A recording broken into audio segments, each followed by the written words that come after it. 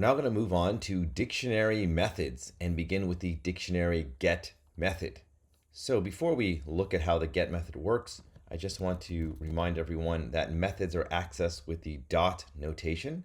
So here we have our dictionary, and if we put a dot after the dictionary name and press tab, you'll get a look at all of the attributes and methods for dictionaries.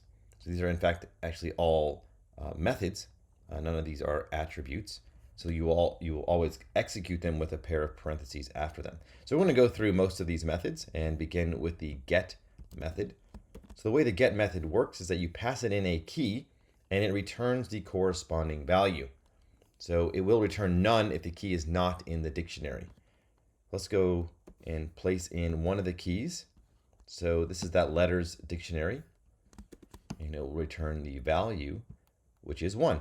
So you may be thinking, well, this is already done. We just learned how to do this with these square brackets.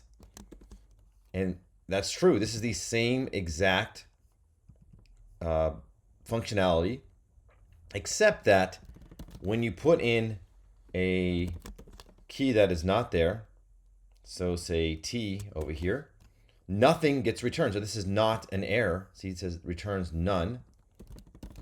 And if I try to put T here, I will get an error. This will break my program.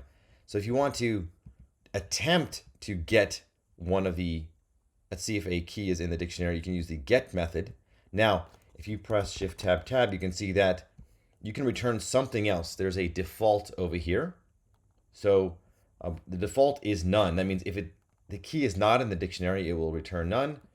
Otherwise, you can say what you want it to return. So we can have it return just some other message, say something like letter is not in dictionary, like this.